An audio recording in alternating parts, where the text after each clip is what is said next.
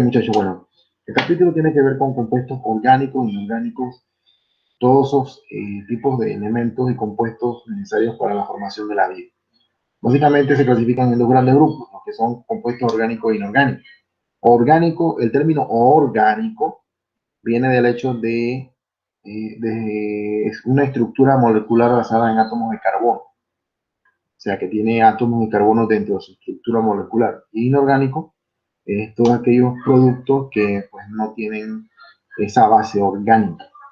También viene la relación, en algunos libros parece el contexto de compuesto orgánico, todos aquellos compuestos que pueden ser biodegradables, y los inorgánicos porque no tienen un factor de absorción de la tierra. Pero básicamente nosotros vamos a trabajar con las primeras definiciones que tienen que ver con la presencia molecular de los átomos de carbono dentro de lo que es la vida. Entonces vamos a proceder a mostrarles un PowerPoint que habla sobre básicamente sobre los compuestos funcionales que forman la vida. Ok, Roy, ¿logras ver ahí el título? Capítulo 3, moléculas biológicas. Sí, profe. Bueno, si toso mucho, que estoy rotundamente malo de resfriado, así que voy a estar tosiendo en el transcurso de la clase, así que me disculpan. Ok, bueno, definitivamente que conocer la composición química de lo que nosotros nos vamos a comer o conocer la forma, cómo está estructurado un elemento, un compuesto, es sumamente importante. No solamente por el hecho de que nosotros estamos ahorita como estamos, es porque sencillamente alguien tuvo la fabulosa y bella idea de tomar ciertas proteínas, modificarlas, qué sé yo, trabajarlas bioquímicamente y estar como estamos ahorita. Esa es una de las ideas, de las hipótesis que hay, ¿verdad?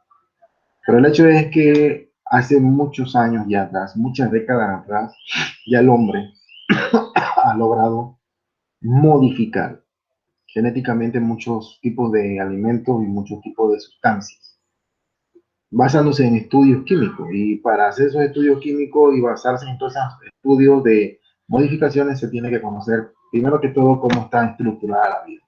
Y es lo que vamos a explicar hoy. Entonces, ¿por qué el carbono es tan importante en las moléculas biológicas? Primero, recordemos qué es el carbono. El carbono es un átomo que tiene el símbolo del elemento químico es C mayúsculo. Eso es carbono. Y todos los compuestos que tienen carbono son orgánicos. ¿Cómo usted determina si un compuesto es orgánico o no? Es sencillo. Si usted agarra, por ejemplo, azúcar de mesa, el azúcar de mesa, el azúcar de mesa se llama glucosa y tiene una fórmula química que dice que es así: C6H12O6. Eso es la fórmula química de la glucosa o el azúcar que nosotros usamos para endulzar café o chicha o lo que sea. ¿Qué sucede? Ese es un compuesto orgánico, porque afuera de su composición química tiene 6 átomos de carbono. Pero ¿cómo usted logra identificar, si no se sabe la fórmula química, cuándo es orgánico y cuándo no? Bueno, sencillamente, presencia de calor. Si usted agarra una cuchara y usted agarra una cucharada de azúcar y usted la coloca al fogón, a la estufa, a fuego lento, y usted la deja allí por espacio de 15 a 20 minutos, pues sencillamente ese azúcar va a cambiar de color y finalmente se va a formar una especie de carbón. Ese carbón es indicativo de que allí hay carbono. Todo compuesto orgánico reacciona ante el fuego y se torna de color, es decir, como carbón, se quema. Te deja el arroz cocinando, se le olvida que está cocinándolo, ¿qué va a pasar con ese arroz? Se quema. El quemarse y ponerse de color negro es indicativo de que son átomos de carbono o que lo que está allí es materia orgánica. Esa es una forma. Si te agarra, por ejemplo, la sal de mesa, La sal de mesa tiene una fórmula química que está formado por sodio y cloruro de sodio.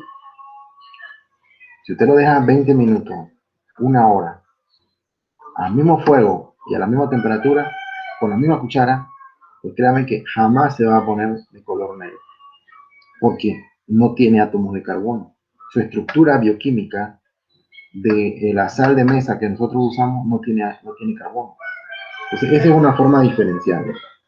Pero bueno, el hecho es que existen compuestos que están a base de carbono y hay otros compuestos que no. Bien, aquí está la definición entonces de orgánico. Orgánico contra inorgánico en la química. ¿Ves?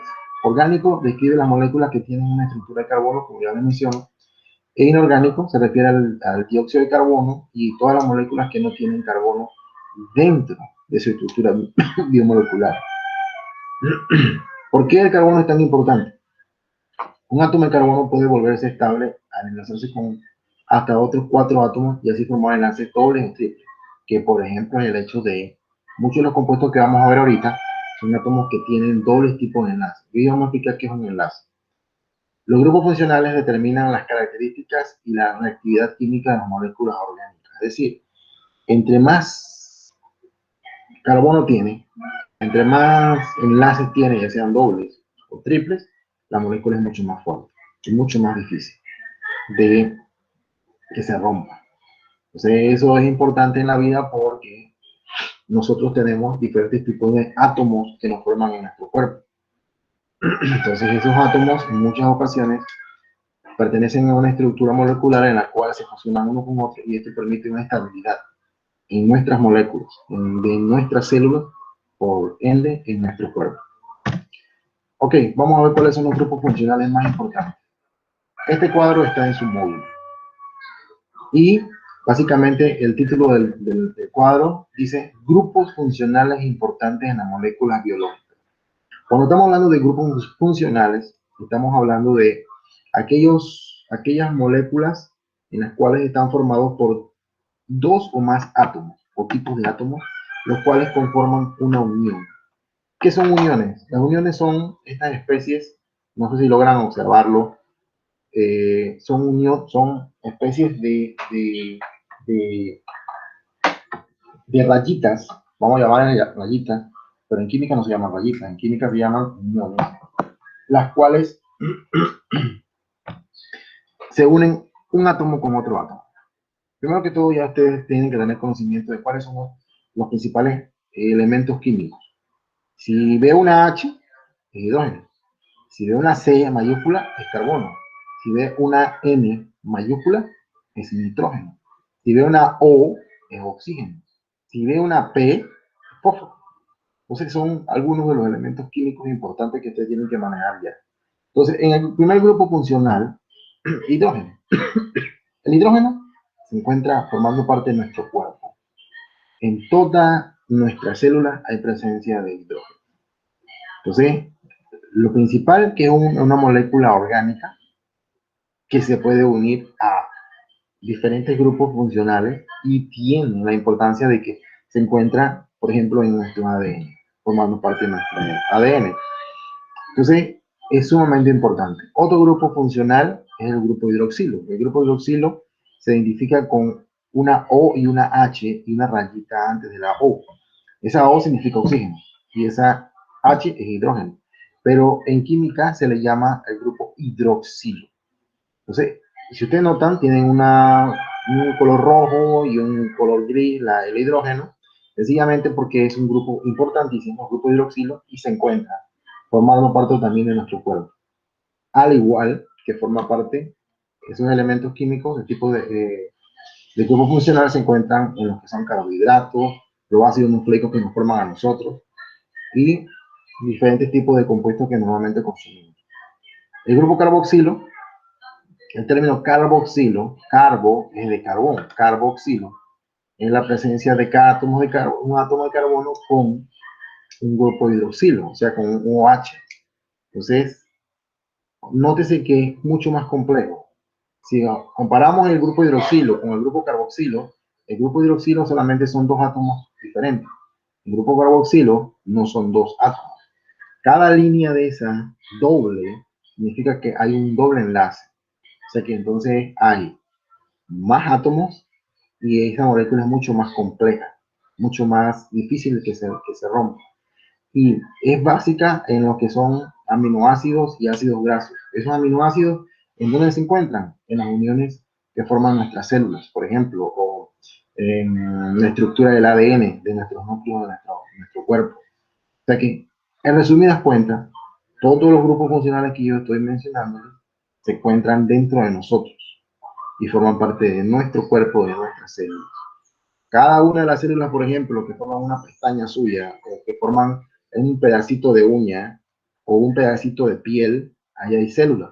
Si hay células, es porque entonces esas células están formadas por estos grupos funcionales. Otro grupo importante, el grupo amino. El grupo amino aquí entonces involucra que no necesariamente existe la presencia de átomo de carbono, pero sí de nitrógeno. Y igual se encuentran formando parte de aminoácidos. El grupo fosfato, igual, nótese que el grupo fosfato quizás es uno de los más complejos porque tiene 4 átomos de oxígeno y tiene un fósforo en el centro. Y bueno, el grupo fosfato es importante principalmente a la hora de obtención de energía, porque forma parte de lo que es la estructura. 3 grupos fosfato unidos forman una molécula que se llama adenosín trifosfato. Esa molécula de adenosín-trifosfato, conocida como ATP, es la moneda energética que nosotros nos da pues esa estabilidad y esa energía a las células. ¿De dónde sale ese ATP? Sale de cada molécula de glucosa que entra a nuestro cuerpo, es desdoblada bioquímicamente en nuestro organismo, en nuestras células, y se obtiene ATP. ¿Cómo entra la glucosa a nuestro cuerpo? Bueno, ¿cómo se elabora? Cada vez que nosotros consumimos cualquier tipo de alimento, arroz, carne, frijoles, frutas, lo que consumamos, se van a transformar ya sea en carbohidratos, en proteínas o demás. Pero esas proteínas o esos carbohidratos o esos almidones se van a transformar en glucosa. Cuando la glucosa se transforma, no se puede captar directamente como tal, sino que tiene que transformarse aún mucho más en otra sustancia, mucho más accesible para las células. Y esa sustancia en la cual se transforma es ATP. Y el ATP está formado, por eso es ATP, el P es fosfato.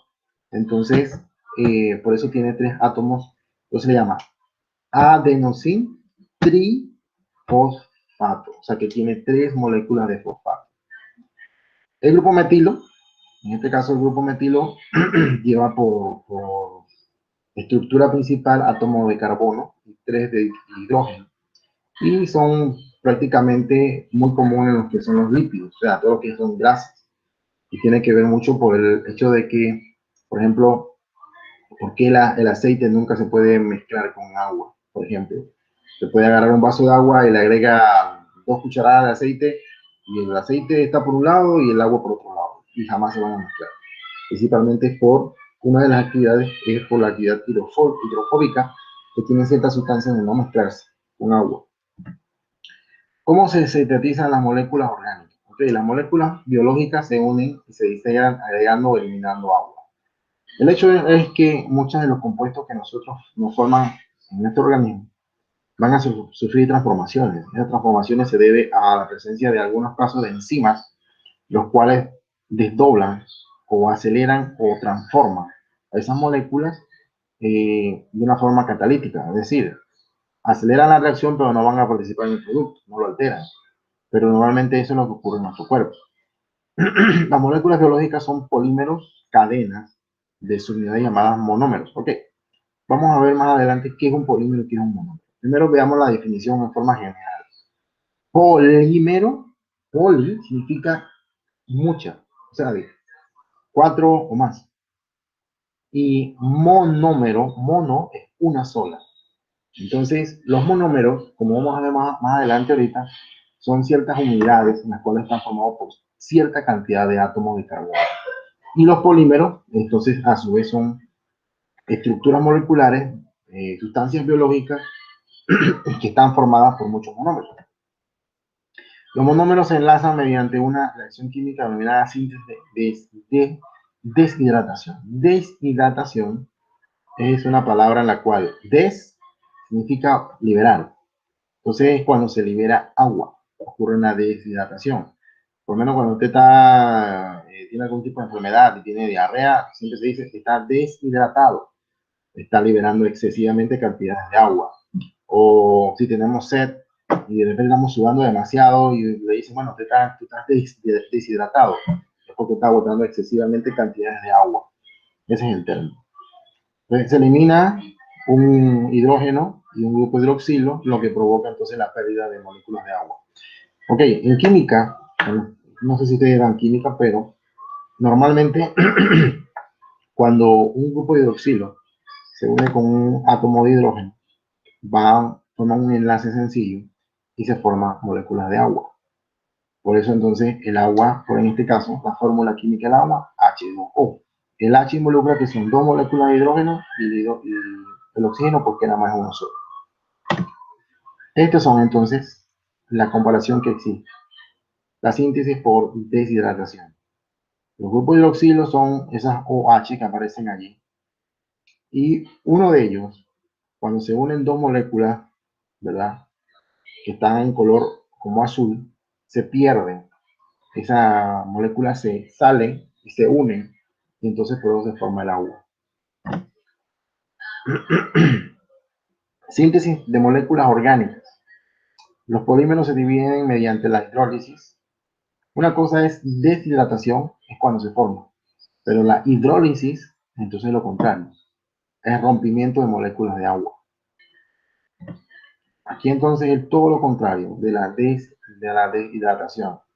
Acá es la hidrólisis, es cuando se rompen moléculas de agua y se regresa y se forman entonces un hidrógeno aparte y un grupo hidroxilo aparte. Eso es hidrólisis. Síntesis de moléculas orgánicas. Todas las moléculas biológicas pertenecen solo a 4 categorías generales. Esto es importante que lo manejen porque es prácticamente lo que estoy explicando en forma resumida. Todos los compuestos y grupos funcionales forman parte de algo. Bueno, ese algo son estos grupos funcionales que están aquí. La mayor parte pertenecen a carbohidratos, a lípidos, proteínas y ácidos nucleicos. O sea que si usted va a consumir una barra energética, un pedazo de granola, la parte de atrás de la granola o cualquier tipo de alimento siempre tiene una información nutricional. Esa información nutricional dice, bueno, son 225 kilocalorías, pero involucra que tiene carbohidratos, 15%, azúcares, 30%, y así sucesivamente, información nutricional.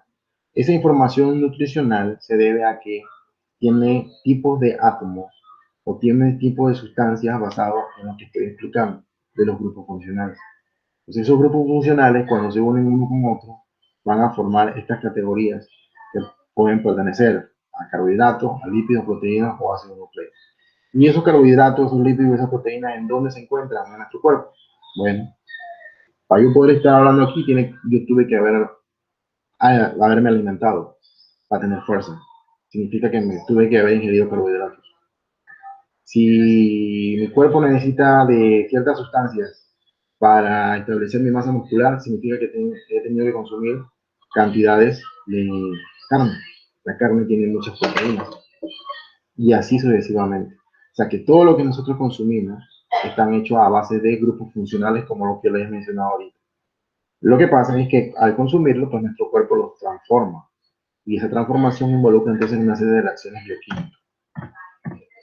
Ok, entonces las principales moléculas biológicas, aquí se le está mencionando, los carbohidratos, los lípidos, y se le presenta también este mismo cuadro en la función que tienen. Por ejemplo, los carbohidratos son una fuente de energía, principalmente para las células, principalmente los que son azúcares, que forman parte de nuestro cuerpo. Los lípidos almacenan una gran cantidad de energía, tanto en plantas como animales, así que y forman parte de las células, muy importante. Las proteínas principalmente, por ejemplo, si nos basamos en el cabello de nosotros, ahí hay componentes de proteínas. También forman parte de lo que es las sustancias las proteínas que se encuentran en los glóbulos rojos, por lo menos que transportan oxígeno y demás. Entonces, todas son importantes. El ácido nucleico, igual que se forman en el ADN, cada vez que se ocurre la fecundación, o sea que existe la unión del gameto masculino, el espermatozoide, con el gameto femenino, con el óvulo, ocurre y se forma un nuevo ser, sencillamente allí todos los ácidos nucleicos del espermatozoide, más los ácidos nucleicos del óvulo, más toda esa estructura y esa información genética, esos grupos funcionales se han unido y por eso forman un nuevo individuo. Entonces, como ven, todo es importante basándose en los grupos funcionales. ¿Qué son los carbohidratos? Hay diversos. Los carbohidratos se clasifican en varios tipos. Por ejemplo, los monosacáridos, disacáridos. Mono, como ya les mencioné, es uno, o sea que nada más tiene un solo grupo funcional. Disacáridos es que tiene dos grupos funcionales. Polisacáridos es que tiene más de 4 grupos funcionales. Entonces, eso hace la clasificación. Por ejemplo, los monosacáridos, los disacáridos, consisten en dos azúcares. Los polisacáridos son cadenas mucho más grandes, como ya les mencionaba. Composición de los carbohidratos, principalmente formados de átomos de carbono, hidrógeno y oxígeno. Y la proporción que siempre hay es que existe un carbono, dos hidrógenos, un oxígeno. Es lo general. Lo que son los disacáridos, vamos a ver si tenemos la imagen de lo que es un disacárido. Este es un grupo monosacárido. Esta es la glucosa. Esta es la fórmula química de la glucosa. Entonces, observen la cantidad de átomos de carbono que tiene. Tiene 6 átomos de carbono, tiene 6 átomos de oxígeno y tiene 6 átomos de hidrógeno. Esta es la fórmula química del azúcar que usamos para consumo en casa, normalmente. Y este es un monosacárido. Entonces, los monosacáridos, también existen otros tipos de monosacáridos, como la fructuosa. La fructuosa es el azúcar que, por ejemplo, usted encuentra en una naranja. Eso se encuentra dulce, en una manzana. Si una manzana usted la consume y la siente dulce, es porque tiene un tipo de azúcar, tiene un monosacárido. Y ese monosacárido específicamente se llama fructosa. La fructuosa es el azúcar natural de todas las frutas. Por eso se llama fructuosa. Galactosa. La galactosa viene siendo entonces, por ejemplo, la lactosa. La lactosa es otro monosacárido y es el azúcar que está en la leche. La leche tiene un tipo de azúcar, en este caso se llama lactosa. Y bueno, ribosa y desribosa, que son otro tipo de monosacáridos, pero que se encuentran en toda nuestra condición genética, nuestro ADN. Estas son las fórmulas químicas de la fructosa y la galactosa. Si ustedes notan la diferencia de una a la otra, bueno, sencillamente involucra que la cantidad de grupo hidroxilo es una y la cantidad de carbohidratos de átomos de carbono es otra. Así que por eso se tiene la diferencia. Los monosacáridos se descomponen para liberar energía química, o sea, cuando ellos se sintetizan en nuestro cuerpo, liberan energía química. Ok, este entonces es una síntesis de glucosa más fructuosa, ocurre una deshidratación y por ende hay pérdida de agua. Y se forma entonces lo que es una sacarosa. Vámonos con los disacáridos. Son aquellos que tienen dos azúcares diferentes. El primero es la sacarosa, muy utilizada para hacer dulces, pasteles, para usado, para hacer galletas, esas que se compran, es porque tienen sacarosa. Por eso que las galletas, pues, no son nada dietéticas. Las galletas son prácticamente una carga excesiva de azúcar que uno está consumiendo, porque son dos tipos de azúcares que se combinan, la glucosa y fructosa. Entonces son dos tipos de azúcares. La glucosa y la glucosa que normalmente es el azúcar de mesa, y la fructosa que es el azúcar de la fruta. Entonces cuando ambas se combinan, entonces se forma una estructura nueva que se llama sacarosa. Y la sacarosa normalmente es la que utilizan para hacer las galletas, hornear pasteles y demás. La lactosa es también un tipo de azúcar, pero con un tipo de leche de azúcar especial de la leche. Entonces se llama lactosa. La maltosa, que es el azúcar esencial de las maltas, son dos moléculas de glucosa. Por eso entonces la malta tampoco viene siendo una parte dietética, porque la malta es dos tipos de azúcares en una sola. Entonces ese se llama maltosa. Los polosacáridos, como ya le mencionábamos, entonces son largas cadenas de carbono y son muy difíciles de metabolizar. Y ejemplos de ellas son, por ejemplo, el almidón, que son largas cadenas de glucosa, por lo menos en lo que es el arroz y demás. Eh, Normalmente se forman en las semillas también. El glucógeno, que también se encuentra formando parte,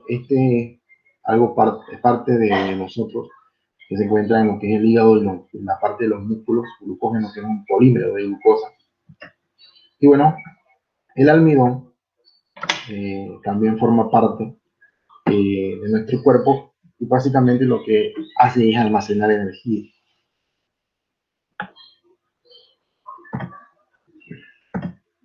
Bien, vamos a ver entonces lo que es una estructura de un polisacárido.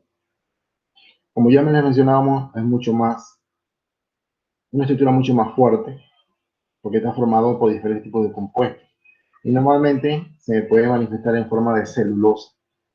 La celulosa es el azúcar que normalmente se encuentran en ciertas plantas y la celulosa es una de las esencias para lo que es la formación de cierto tipo de tejido en nuestro cuerpo. Puede estar, por ejemplo, en células vegetales, formando parte de la madera, puede de las paredes celulares de algunas de las plantas en su estructura celular. Entonces, la celulosa es sumamente, digamos, que no se lleva bien con el agua. O sea, no, en presencia de agua tiende a flotar, no se combina. Bien, eso es parte de lo que vamos a estar viendo de ciertos compuestos químicos importantes para la vida.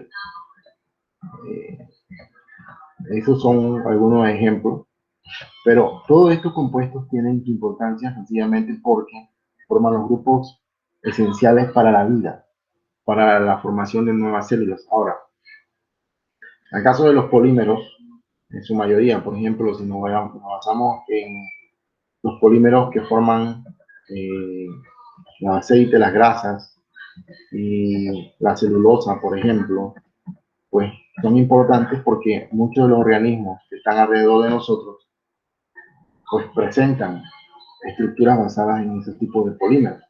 Por ejemplo, la quitina, como ustedes la ven aquí, es un polisacárido. La quitina tiene que ver con la configuración de enlaces de glucosa que observamos en la celulosa. La quitina, las unidades de glucosa tienen un grupo funcional nitrogenado en vez de oxígeno y es resistente, ligeramente flexible y brinda soporte a los cuerpos, por lo más blandos, por ejemplo, los artrópodos, los insectos. No sé si han tomado algún insecto, un escarabajo, y han notado de que el escarabajo tiene un cuerpo duro. Bueno, ese cuerpo duro es por la quitina. La quitina viene siendo un polisacárido que tiene la unión de diferentes compuestos y hace entonces que sea rígido, sea duro. Entonces todo en nuestro cuerpo, al igual que los cuerpos de muchos de los animales que nos forman, que están alrededor de nosotros, pues tienen esas estructuras y presentan esta configuración basándose en los grupos funcionales de compuestos orgánicos y compuestos inorgánicos. Bien, preguntas. Denis y Roy, ¿alguna pregunta? No, por... Ok, yo sé que este es un tema nuevo. ¿Ustedes están dando química? No, así. ¿Ya han dado química? no. No, bueno. Todo lo que hemos mencionado son ejemplos de uniones de átomos, los cuales se unen uno con otro. al unirse, por ejemplo, un carbono con un hidrógeno, ahí forma entonces o un hidrógeno o un oxígeno, un grupo carboxilo. Entonces, todos esos grupos funcionales que aparecen en su mundo son grupos que forman parte de las células que usted tiene en su cuerpo y que yo tengo y que tiene todo el mundo. El único detalle es que, de acuerdo a la composición química, entonces surge la clasificación que se le está brindando. Algunos pueden ser monosacáridos, otros pueden ser disacáridos o pueden ser polisacáridos, dependiendo de la formación. Pero lo importante es que se aprendan los grupos funcionales. Cuándo es un grupo carboxilo, cuándo es un grupo hidroxilo, cuándo es un grupo metilo, y en fin. Entonces, en el módulo hay un taller, el cual usted tiene que, es como un cuadro comparativo de los grupos funcionales y tiene que poner la función y en dónde se localizan. Esa información está en el módulo. O sea que para usted armar ese cuadro comparativo, tiene que leer el módulo y tiene que hacer el trabajo. El mismo taller que aparece, que le estoy mencionando, es el taller que se le ha asignado a los estudiantes que van a trabajar de forma virtual. Por lo tanto, tienen que tener, pues, leer el módulo, la parte de compuestos químicos, orgánicos e inorgánicos, saber la diferencia de uno al otro y armar entonces ese taller que se le está asignado. Preguntas. Denis, ¿alguna pregunta? Denis. No. Ok. Roy, ¿preguntas? No, profe. Ok, entonces localicen el taller que les estoy indicando en el módulo para que lo puedan ver. Localícenlo.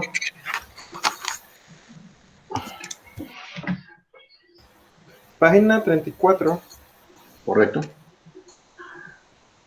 Tipo de molécula, ejemplo y función. Este es el cuadro de la página 31. Sí. Carbohidrato, Lípidos. ajá, Ajá. proteína y ácido nucleico. Ok.